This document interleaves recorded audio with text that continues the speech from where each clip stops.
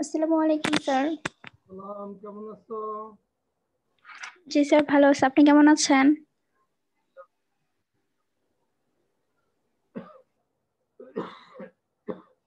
এরকম লেখাপড়া চলতেছে কেমন তোমাদের?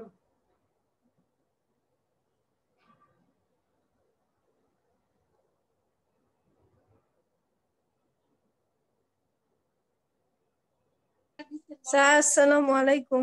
ওয়ালাইকুম আসসালাম ওয়া রাহমাতুল্লাহ। তোমরা কেমন আছো? জি স্যার, আলহামদুলিল্লাহ ভালো। আপনি কেমন আছেন?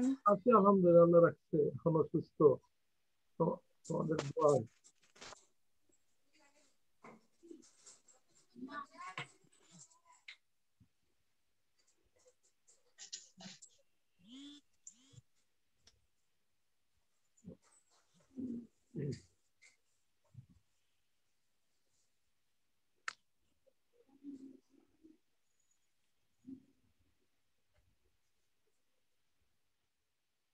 তোমাদের ক্লাস ঠিকভাবে হচ্ছে সবগুলো? জি স্যার, হচ্ছে তো। ক্লাস করতেছো ঠিকভাবে? জি স্যার। ক্লাস করতেছো তো ঠিকভাবে সবাই? জি স্যার, ক্লাস ঠিক মতন করছি, এক্সামও দিচ্ছি স্যার। আজকে কি ক্লাস হবে আমার বলো তো? এখন আমাদের কি ক্লাস? ব্যাংক ব্যবস্থাপনা। ব্যাংক ব্যবস্থাপনা না সাপ্লাই চেইন ম্যানেজমেন্ট? স্যার, না সাপ্লাই চেইন ম্যানেজমেন্ট? সর- হ্যাঁ, সাপ্লাই চেইন ম্যানেজমেন্ট না ব্যাংক ম্যানেজমেন্ট বলো? সরবরাহ শিল্প ব্যবস্থাপনা স্যার। এদের ইংলিশে কি বলে? সাপ্লাই চেইন কি ম্যানেজমেন্ট। নিচ্ছি? সাপ্লাই চেইন ম্যানেজমেন্ট, ঠিক আছে। হ্যাঁ হ্যাঁ, হ্যাঁ, supply supply chain chain management. Management. আমরা আগে কি ক্লাস করছি আগের দিন বলো তো? আগের ক্লাসে কি আলোচনা হয়েছিল বলো? স্যার, ওই যে সবাই বলতেছে স্যার, আপনি একটু সবাইকে অ্যাড করে দেন, অ্যাড হতে পারতেছে না, সবাই মেসেজ দিচ্ছে। না, আমি তো দিচ্ছি, অল দিয়ে রাখছি, তার হতে পারছে না কেন? এখন পারতেছে? আমি তো ওয়েটিং রুমে একজন দেখতেছি, একজন।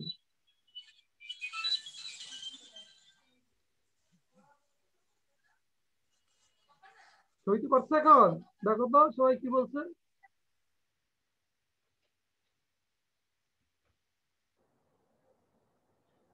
না স্যার, এখনো তো জয়েন করতে পারতেছে না, সবাই কারণ কি, বলতেছে আমি তো স্যারকে এডমিট প্রত্যেকে অনলি add দিয়ে করতে। রাখছি, কেন রাগ করতে পারবে না? আমি তো ওয়েটিং রুমে একজন দেখতেছি, একজন শুধু।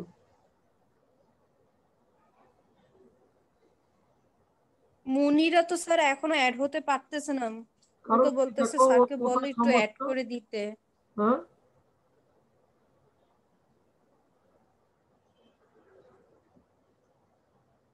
এখন পারছে?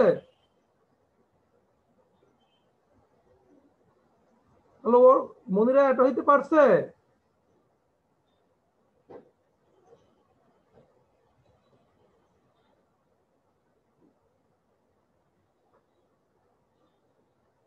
হ্যালো,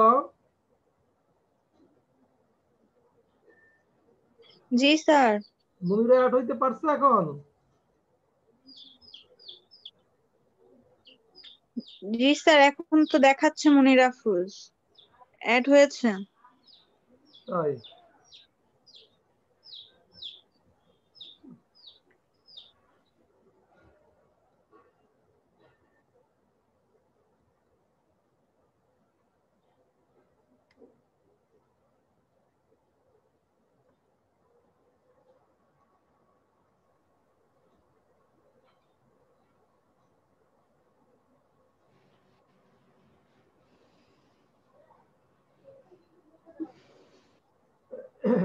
তোমরা মেরা স্লাইড দেখতে পারতেছো?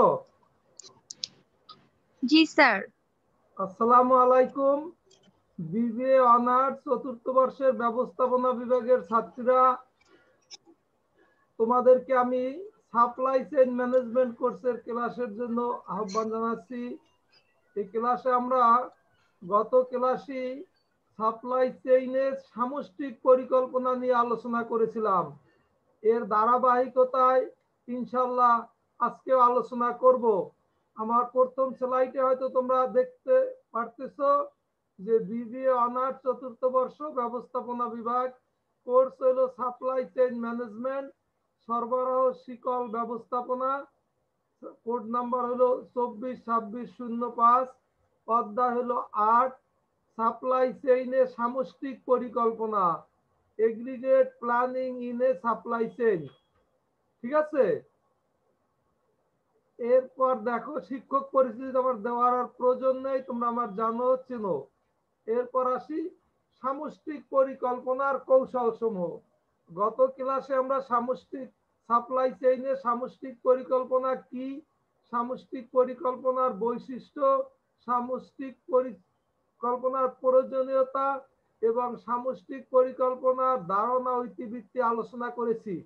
ইনশাল্লাহ আজকে সামষ্টিক পরিকল্পনার কৌশল সমূহ নিয়ে আলোচনা করব। তাহলে গত ক্লাস যারা করেছো এদের অবশ্যই পারা দরকার যে সামষ্টিক পরিকল্পনা কি। কিন্তু আমি সামষ্টিক পরিকল্পনার কৌশল সমূহ আলোচনা করব।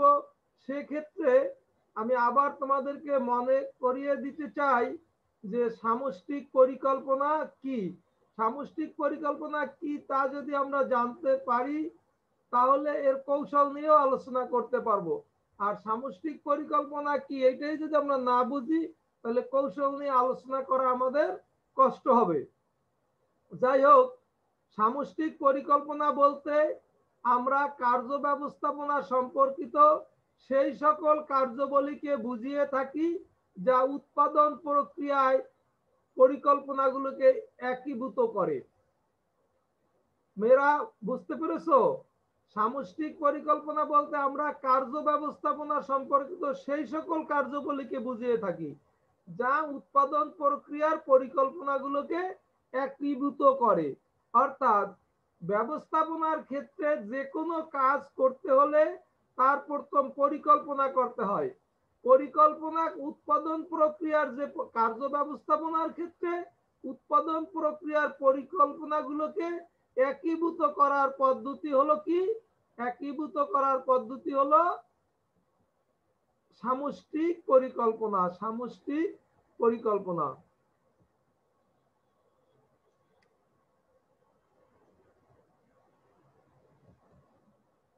সামষ্টিক পরিকল্পনা। তাহলে সবাই বুঝতে পারছো মেয়েরা সামষ্টিক পরিকল্পনা কি? তোমরা আনমিউট করো, যারা মিউট আছো আনমিউট করো, আনমিউট করো। সাবিনা আক্তার, তারপর জ্যোতি, আরিফা রহমান, আনমিউট করো। আমার কথা তোমরা শুনতে পাচ্ছ? স্যার আমি তো আনমিউট করে দিছি। স্যার আনমিউট করলে তো বাহিরের আওয়াজগুলো শোনা যাবে। না না, শোনা যাবে না, সাথে সাথে বন্ধ করবা। কথা তো বলতে হবে, কথা বলতে হবে। হ্যাঁ হ্যাঁ স্যার, কথা বলার সময় আনমিউটটা অন করে তারপরে বলবো। হ্যাঁ তাই করবা, তাই করবা। এখন আমি বলছি, তুমি কথা বলতেছো, তোমার নাম কি বলো তো? স্যার সাবিনা আক্তার। সাবিনা আক্তার। তুমি কি সামষ্টিক পরিকল্পনা কি বুঝতে পেরেছো? জি স্যার। হ্যাঁ, বলতে পারবা তুমি এক কথায়? বলতে পারবে? হ্যাঁ, স্যার ওভাবে যদি ওইভাবে না বলতে পারো আবার বুঝে নাও, সহজ করে আমি এক কথায় বলে দিচ্ছি। সামষ্টিক পরিকল্পনা বলতে আমরা কার্য ব্যবস্থাপনা সম্পর্কিত সেই সকল কার্যাবলীকে বুঝিয়ে থাকি যা উৎপাদন প্রক্রিয়ার পরিকল্পনাগুলোকে একীভূত করে। কার্য ব্যবস্থাপনার সেই সব কাজ, কার্য ব্যবস্থাপনা কি, ব্যবস্থাপনার যে কাজগুলো যেভাবে করা হয় সেটা কার্য ব্যবস্থাপনা, যে ইস্যুর উপরে ভিত্তি করে। তারপর উৎপাদন প্রক্রিয়ার পরিকল্পনাগুলোকে একীভূত করে কার্য ব্যবস্থাপনার সেই সকল কাজ যা উৎপাদন প্রক্রিয়ার পরিকল্পনাগুলোকে একীভূত করে, তা হলো সামষ্টিক পরিকল্পনা। যাই হোক, এরপর তোমরা বই দেখে নিবে এবং আমার মনে হয় আর সমস্যা হওয়ার কথা না। তারপর আসো, সামষ্টিক পরিকল্পনাকারীকে অবশ্যই সামর্থ্য মজুদ এবং পূর্ণ মদত খরচের মধ্যে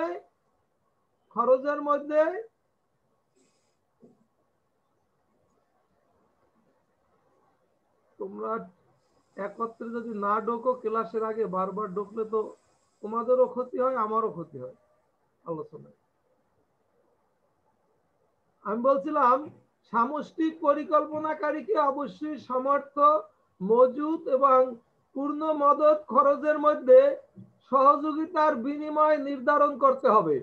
অর্থাৎ সামষ্টিক পরিকল্পনাকারীকে অবশ্যই সামর্থ্য মজুদ এবং পূর্ণ মদত খরচের, অর্থাৎ যে সমস্ত কাজগুলোকে সমন্বয় করতে হবে তার সহযোগিতার, এদের মধ্যে সহযোগিতার বিনিময় নির্ধারণ করতে হবে।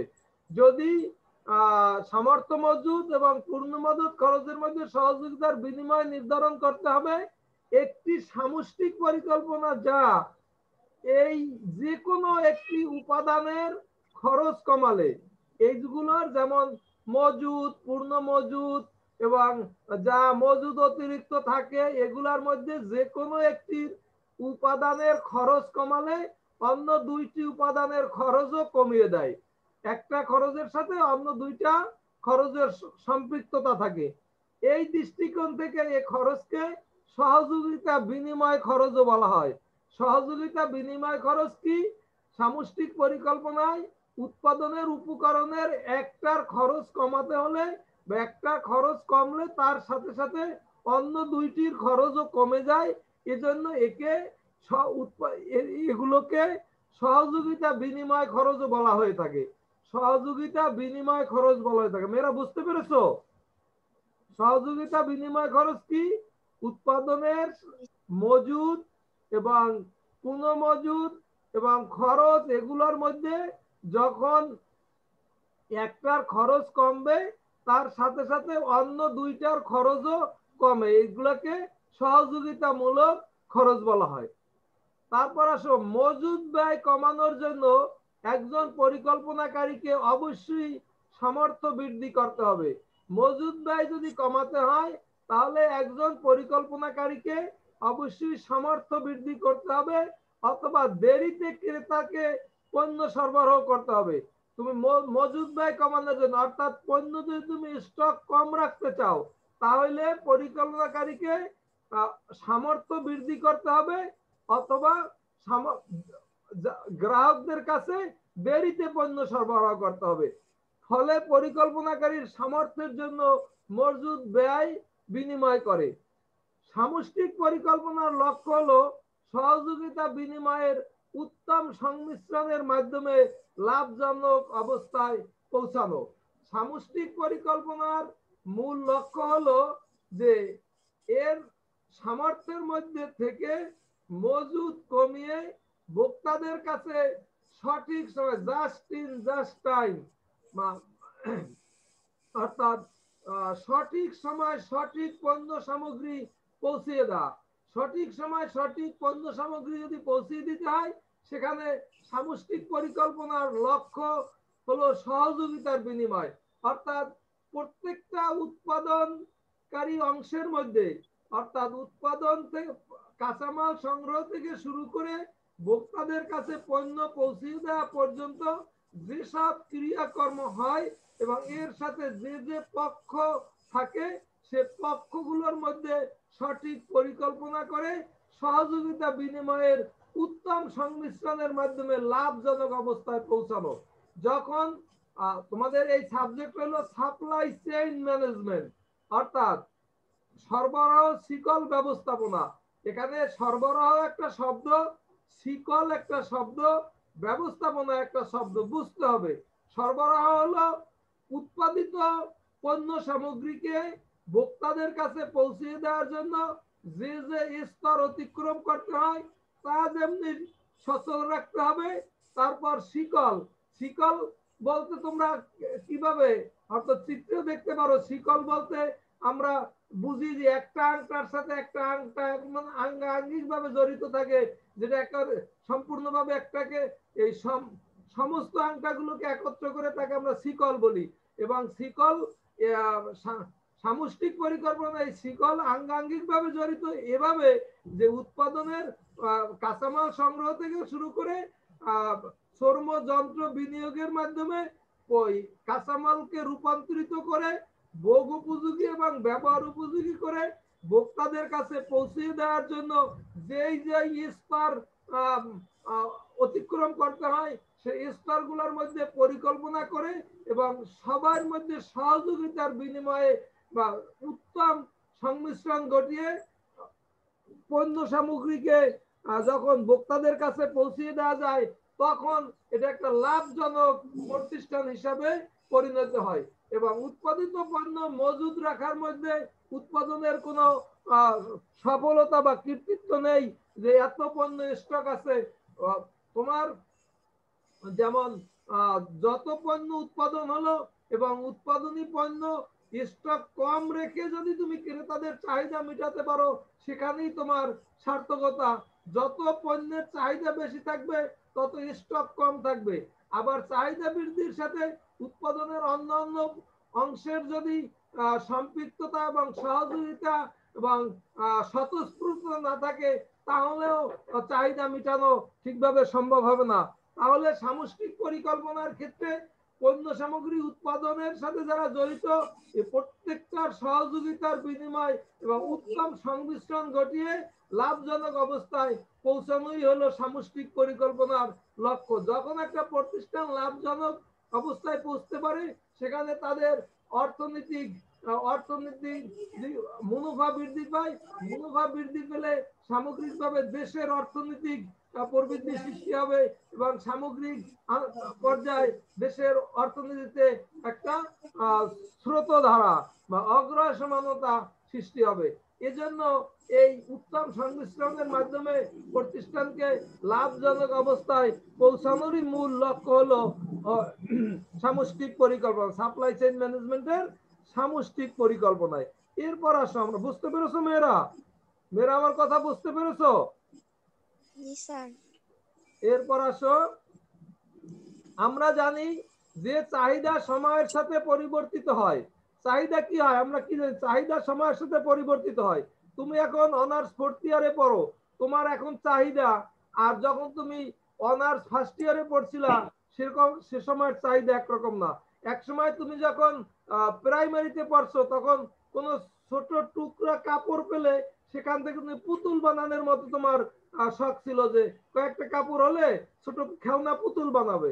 আর এখন হয়তো তুমি অনার্সে পড়ো, তোমার সেই হ্যান্ডিক্রাফটের দিকে তোমার শখ থাকতে পারে, কারণ এটা সময়ের সাথে চাহিদার সাথে পরিবর্তনশীল হয়। যারা একটু আর্থিকভাবে সচ্ছল, এক সময় হয়তো যখন ইন্টারমিডিয়েটে পড়ো বা হাই স্কুলে পড়ো সাইকেল চালাইতে ভালো লাগতো, কিন্তু এখন অনার্সে ফোর্থ ইয়ারে পড়ো, তোমার চাহিদা এখন গাড়ির দিকে চলে গেছে, হয়তো গাড়িতে ঘুরতে পারলে তোমার ভালো লাগবে। এজন্য চাহিদা সময়ের সাথে পরিবর্তিত হয়ে থাকে। চাহিদার সাথে যোগানের সম্পৃক্ততা রাখা এবং সঠিক চাহিদার সঠিক যোগান দেওয়া সাপ্লাই চেইন ম্যানেজমেন্টের সামষ্টিক পরিকল্পনার অন্যতম আর একটা কাজ।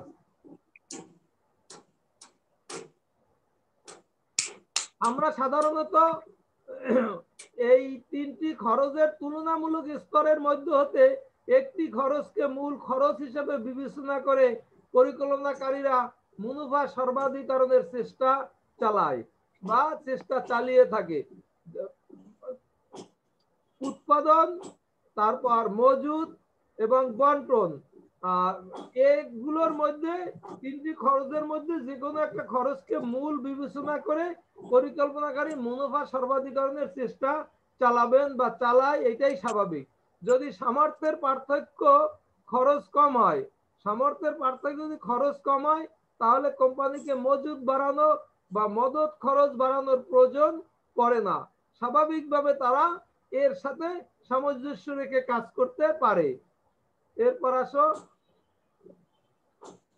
যদি সামর্থ্যের পার্থক্যের খরচ বেশি হয় তাহলে কোম্পানি পূর্ণ চাহিদার সময় থেকে কম চাহিদার সময় পর্যন্ত মজুদ বৃদ্ধি করতে পারে। আমার এই বক্তব্যটুকু বুঝছো কিনা? যদি সামর্থ্যের পার্থক্য খরচ বেশি হয় তাহলে কোম্পানি পূর্ণ চাহিদার সময় থেকে কম চাহিদার সময় পর্যন্ত মজুদ বৃদ্ধি করতে পারে এবং চাহিদা পূরণের জন্য কিছু মদত রাখতে পারে। অর্থাৎ পণ্য কিছু মানে মজুদ পণ্য থেকে যে পণ্য ডেলিভারি দেওয়া হয় সে ডেলিভারি পূর্ব অপেক্ষা অর্থাৎ খরচ মেটানোর জন্য কিছু পণ্য মজুদ রাখতে পারে। সাধারণভাবে বলতে গেলে কোম্পানি চাহিদা পূরণের এই তিনটি খরচের উত্তম মিশ্রণ ব্যবহার করে। ফলে পরিকল্পনাকারীর জন্য মৌলিক বিনিময় সহযোগিতাগুলো হলো কি? সামর্থ্য, মজুদ এবং মদত। এখানে সামর্থ্য হলো নিয়মিত সময় অতিরিক্ত সময় সাব কন্ট্রাক্টেড, সাব কন্ট্রাক্ট। যে কোনো পণ্য নিয়মিত সময়ের জন্য এক ধরনের সরবরাহ করা হয়, নিয়মিত সময়ের অতিরিক্ত সময়ের জন্য সাব কন্ট্রাক্ট। যেমন উৎপাদনকারী যদি মধ্যস্থতাকারীর মধ্যে কোনো গুদামে বা আড়তে পণ্য মজুদ রাখে সেক্ষেত্রে। তারপর মজুদ হইলো, মজুদ বলতে ইনভেন্টরি বোঝায়, অর্থাৎ তোমার স্টকে কি পরিমাণ পণ্য সামগ্রী আছে তার উপর নির্ভর করবে। মদত বা বিলম্বের জন্য বিক্রয় ক্ষতি, মদতকে আমরা বিলম্বের জন্য বিক্রয় ক্ষতি হিসেবে আখ্যায়িত করি। মদত হয়তো তোমাদের একটু অপরিচিত শব্দ হতে পারে, এটা বিলম্বের জন্য বিক্রয় ক্ষতি, অর্থাৎ পণ্য উৎপাদন করে বিক্রয় করা পর্যন্ত যে বিলম্ব হয়, এই বিলম্বের জন্য যে ক্ষতি হয়, এই তিনটার উপরে খরচ নির্ভর করে বা খরচ ধরে লাভের চিন্তা করতে হয় এবং এই তিনটার মধ্যে যখন সামঞ্জস্য বিধান করা যায় তখনই সামষ্টিক পরিকল্পনা সার্থক হবে। সাধারণত সামষ্টিক পরিকল্পনার কৌশলের তিনটি প্রধান রূপ বিদ্যমান, যা দ্বারা উক্ত তিনটি ব্যয়ের মধ্যে ভারসাম্য আনয়ন করা যায় এবং এই সকল কৌশল সময়ের মধ্যে রয়েছে মূলধন বিনিয়োগ এবং জনশক্তির সংখ্যা, শ্রম ঘন্টা, মজুদ এবং বিলম্বর বিক্রয় ক্ষতিজনিত কারণ। এগুলোকে বিবেচনা করে সাধারণত সাপ্লাই চেইন ম্যানেজমেন্টের সামষ্টিক পরিকল্পনার চিন্তা করা হয়। আমার এই অংশটুকু তোমরা বুঝতে পেরেছো মেয়েরা? জি স্যার। এরপর আসো তাহলে আমরা এখন আলোচনা করব যে কৌশল তিনটি কি কি। যেমন ক্রিয়াশীল কৌশল, আরেকটা হলো রিঅ্যাক্টিভ স্ট্র্যাটেজি অর্থাৎ প্রতিক্রিয়াশীল কৌশল, আরেকটা হলো মিশ্র কৌশল। অ্যাক্টিভ স্ট্র্যাটেজি বা ক্রিয়াশীল কৌশল কি? চাহিদা ব্যবস্থাপনার উপর আলোকপাতের মাধ্যমে চাহিদা হ্রাস বৃদ্ধির ব্যবস্থা করা হয় বা রাজনীতি সম্পর্কে পদক্ষেপ নেওয়া হয়। তারপর মূল্য অথবা বিজ্ঞাপন এবং প্রমোশন কৌশলের ব্যবহার করা হয়। তারপর বিপরীত চক্রাকার পণ্যের উন্নয়ন করা হয়। ক্রেতাদের অনুফরমায়েশ বা অগ্রিম ফরমায়েশের অনুরোধ রাখা হয়। তারপর চাহিদা পূরণ না করা, এগুলো হলো ক্রিয়াশীল কৌশল। তারপর হলো প্রতিক্রিয়াশীল কৌশল কি?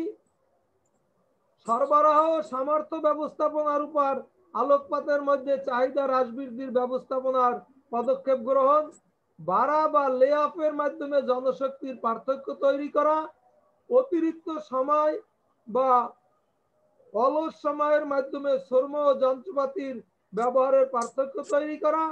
তারপর হলো মজুদ স্থাপন বা উত্তোলন, সাব কন্ট্রাক্ট বা উৎপাদন। তারপর অন্যান্য ফার্মের সাথে সহযোগিতামূলক বিন্যাসের পরামর্শ করা। তারপর বিলম্বে বিক্রয়ের জন্য ক্ষতিপূরণ প্রসারের জন্য অনুফরমায়েশ বা মজুদ শূন্য অনুমোদন করা। এরপর আসো মিশ্র কৌশল। মিশ্র কৌশল হলো ক্রিয়াশীল বা প্রতিক্রিয়াশীল।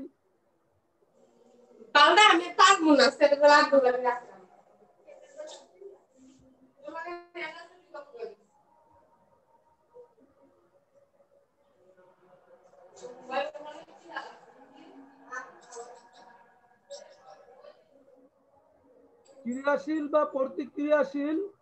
ক্রিয়াশীল মিশ্র কৌশল হলো ক্রিয়াশীল বা প্রতিক্রিয়াশীল কৌশল ও উৎপাদনের সংমিশ্রণ করানো। তারপর দুইটি মানে ক্রিয়াশীল এবং প্রতিক্রিয়াশীল দুইটি মিশ্রণের ব্যবহার করতে পারবে এরকম ব্যবস্থা গ্রহণ করা। তোমরা এই বিষয়গুলো বুঝতে পেরেছো মেয়েরা?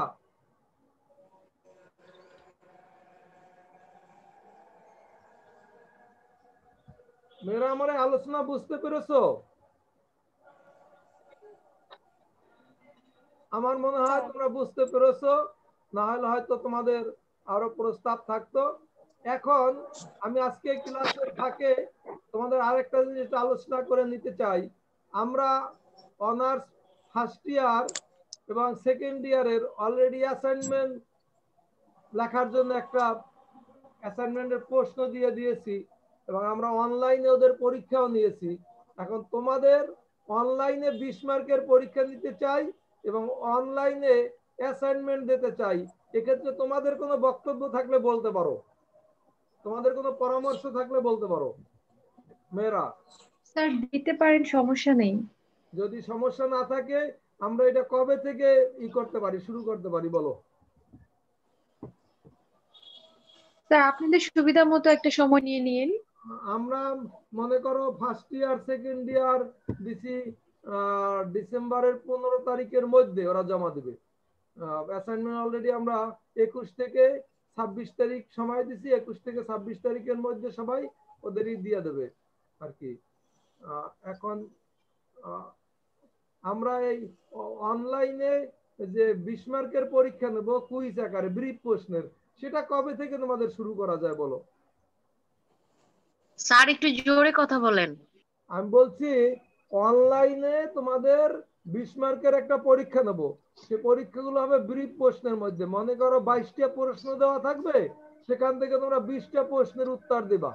এখন আমাদের তোমাদের যে ক্লাস প্রত্যেকটা কোর্সে যে ক্লাস হয়েছে, ক্লাসের সাথে সাথে তো ম্যাডামরা স্যাররা বিভিন্ন প্রশ্ন করে। এই প্রশ্নগুলা কিন্তু আমরা কিন্তু ফরমেটিভ অ্যাসাইনমেন্টের জন্য তোমাদের এইখান পর্যন্ত একটা মার্ক দিয়ে যাচ্ছি, অলরেডি সংরক্ষণ করে যাচ্ছি। এবং এটাকে পরিপূর্ণ করার আমি পদ্ধতিগুলো নিয়ে তোমাদের মধ্যে আলোচনা করতেছি। এগুলাকে পরিপূর্ণ করার জন্য আমরা আবার একটা 20 মার্কের ওই পরীক্ষা নেব, নিয়ে ওই মার্কসের সাথে মনে করো আমার এই সাপ্লাই চেইন ম্যানেজমেন্টের উপরে আমি যে কয়টা অধ্যায় পড়িয়েছি এবং তোমরা যারা ক্লাসে অংশগ্রহণ করছো প্রত্যেক ক্লাসের উপর তাদের কিন্তু আমি একটা অ্যাসাইনমেন্ট করে রাখছি। এবং এই 20 মার্কের যদি এই অধ্যায় আমার শেষ হয়ে গেলে আমি 20 মার্কের প্রশ্ন দিলাম, 20 মার্কের তোমরা উত্তর দিলাম, সেখান থেকে আমাদের একটা মার্ক আমরা জমা রাখবো এবং প্রতি ক্লাসের জন্য একটা মার্ক দিয়ে যাচ্ছি। এবং আমরা তারপর তোমাদের আবার আমরা এই 80 মার্কের অ্যাসাইনমেন্ট লিখতে দেবো। আর তোমাদের ভর্তি আর যারা 80 মার্কের দেবো না 40 মার্কের দেবো, তোমরা এখানে পরামর্শ দাও। স্যার একটু কমিয়ে দেন স্যার, 40 মার্কে দেন, কারণ অনেক সময় দেখা যায় কি এখন অনেকে অসুস্থ হয়ে পড়ে, তারপর স্যার পসিবল হয় না মানে 80 মার্কস লেখা। ও তাই, তাহলে ইনশাল্লাহ তোমাদের অ্যাসাইনমেন্ট পরীক্ষা হবে 40 মার্কের, এবং আমি নির্দিষ্ট সময় তোমাদের রুটিন দেবো। আর তোমরা যারা থার্ড ইয়ার থেকে ফোর্থ ইয়ারে ক্লাস করতেছো, সবাই কি ফোর্থ ইয়ারে ভর্তি হয়েছো? জি স্যার ভর্তি হয়েছি। যারা ভর্তি না হয়েছো তারা ভর্তি হয়ে যাও, এবং যারা ভর্তি হও নাই তারা ভর্তি হও। কারণ আসলে কিন্তু আমাদের এমন প্রিপারেশন থাকতে হবে, তোমরা তো জানো যে জাতীয় বিশ্ববিদ্যালয়ের বিসি মহোদয় বলছে পরিস্থিতি স্বাভাবিক হইলে একটার পর একটা পরীক্ষা দিবে। এটা কিন্তু জাতীয় বিশ্ববিদ্যালয়ের ইতিহাস আছে। জাতীয় বিশ্ববিদ্যালয় পরীক্ষা দিয়ে কি আগে কত সেশন জট ছিল তা কিন্তু পরীক্ষার মাধ্যমে এই বর্তমান বিসি মহোদয় কিন্তু সেই সেশন জট দূর করতে পারছে। এবং করোনা কালীন যে সমস্যা সৃষ্টি হয়েছে তাও সে কিন্তু দূর করার জন্য তার সামষ্টিক পরিকল্পনা আছে, দূর করতে পারবে, সে সেরকম যোগ্য ব্যক্তিত্ব। আমরা মনে করি আমাদের এমন ভাবে লেখাপড়া করতে হবে যখন পরীক্ষা দেয় তখনই অংশগ্রহণ করলে আমরা সেখানে ভালো করতে পারবো। বুঝতে পেরেছো? জি স্যার। স্যার আরেকটা কথা ছিল স্যার, আমাদের থার্ড ইয়ারের পরীক্ষার রেজাল্টটা কবে দিতে পারে? রেজাল্ট দিয়ে দেবে, স্বাভাবিক রেজাল্ট দিয়ে দেবে, কারণ তোমাদের খুব তাড়াতাড়িই দেবে। কারণ ফোর্থ ইয়ারেই তো মনে হয় ভাইভা পরীক্ষারই দিয়ে দিচ্ছে। ফোর্থ ইয়ারের ভর্তি ফিটা কত এখন? হ্যাঁ 6100। এইটা একটু বাবা অফিস থেকে জানতে হবে, টাকার ব্যাপারটা আমি জানি না। তবে তোমরা 6100 করে। হ্যাঁ 6100 হয়ে যাও, ভর্তি হয়ে যাও তোমরা। যারা ভর্তি হন ওই যে থার্ড ইয়ারের রেজাল্টের জন্য অপেক্ষা করতে হবে না, তোমাদের তো কন্টেন্ট। স্যার আমাদের করোনার কারণে ভর্তিটা একটু কমাই দিবে না ভার্সিটি থেকে? শোনো শোনো, আমাদের স্ট্র্যাটেজি এইরকম, তোমরা মেয়েরা যা পারো এখন দিয়ে ভর্তি হও। তুমি যদি মনে করো 6000 কত দিব না আপাতত কত দিব? এটা চূড়ান্ত করা হবে তোমাদের ফর্ম ফিল আপের সময়, কি কমাবে বা কি কমাবে না এটা সরকার, যেহেতু আমরা এমপিও ভুক্ত কলেজ, সরকারও একটা ডিসিশন দেবে। সেই ডিসিশনের জন্য এখন তোমরা পর্যায়ক্রমে টাকা সাধ্য অনুযায়ী দিয়ে যাও। 6000 টাকা আছে 5000 টাকা দিয়ে দাও, 5000 টাকা না পরে 4000 টাকা দাও, তাও ভর্তির একটা রিসিট কারো, তাই হবে তোমাদের। আমার কথাটা এরকম। এবং টিউশন ফি যে যতটুকু সম্ভব দিয়ে দাও। এই করোনাকালীন সময় তোমাদেরও যেন সুস্থ থাকতে হবে, আর এই টাকার চাপ তো মাথায় বাড়াই রাখলে হবে না। মনে করো নাহলে ফর্ম ফিল আপের সময় দেখা যাবে তখন 15-20 হাজার টাকা হয়ে গেল, কি হয়ে গেল, তা জাতীয় বিশ্ববিদ্যালয়ের একটা টাকা, আবার এই সব ভর্তির বেতনের টাকা জমা থাকবে না, তোমাদের জন্যই ক্ষতিকর। এই ক্ষতির দিক না গিয়ে তোমরা সাধ্য অনুযায়ী টাকা দিতে থাকো। আমার পরামর্শ এরকম, বিভাগীয় প্রধান হিসাবে আমার তোমাদের প্রতি পরামর্শ এরকম যে তোমরা সাধ্য অনুযায়ী চাপটা কমাও। বেতন তো দিতেই হবে, এরপর যে সরকার সিদ্ধান্ত নেয় কিছু কমাবে, তোমরা ফর্ম ফিল আপের সময় সেটা অবজার্ভ করবা, সমন্বয় করা হবে তোমাদের জন্য। বিষয়টা এরকম। তাহলে স্যার আমাদের অ্যাসাইনমেন্ট তো স্যার দিতে হবে। স্যার আমাদের অ্যাসাইনমেন্ট কি করব স্যার, একটু আগে যদি দিয়ে দিতেন তাহলে একটু ভালো হতো, আমরা আস্তে আস্তে করে ফেলতে পারতাম। আগে তোমাদের 20 মার্কের পরীক্ষা নেবো, প্রত্যেক কোর্সের 20 মার্কের পরীক্ষা নেবো। এই যখন 20 মার্কের পরীক্ষা হয়ে যাবে অনলাইনে, তারপর অফলাইনে অ্যাসাইনমেন্ট লিখতে দেবো, এবং অ্যাসাইনমেন্টের সাথে সর্বশেষ বেতনের একটা রিসিটের কপি জমা দিতে হবে, এবং অ্যাসাইনমেন্ট স্বাস্থ্যবিধি মেনে কলেজে এসে জমা দিতে হবে। জি স্যার। স্যার তাহলে স্যার পরীক্ষাটা ডিসেম্বরে নেন? হ্যাঁ ডিসেম্বরের শেষ দিক যা, ফোর্থ ইয়ারের তো তোমাদের ডিসেম্বরের শেষ 15 তারিখের পর আমি নোটিশ দিয়ে দেবো তোমাদের এরকম। জি জি তাহলে ভালো হবে। তোমরা ভালো থাকো, সুস্থ থাকো, ঠিকভাবে লেখাপড়া করো। এই করোনা আবার দ্বিতীয় চাপের যে আতঙ্ক সৃষ্টি হয়েছে, আতঙ্কিত না হয়ে স্বাস্থ্যবিধি মেনে স্ব ধর্মের মতে সৃষ্টিকর্তার কাছে প্রাণ আছে, সুস্থ থাকো, ভালো থাকো। যদি বেঁচে থাকি ইনশাল্লাহ আগামী ক্লাসে তোমাদের সাথে দেখা হবে। খোদা হাফেজ। আসসালামু আলাইকুম। আসসালামু আলাইকুম। আসসালামু আলাইকুম।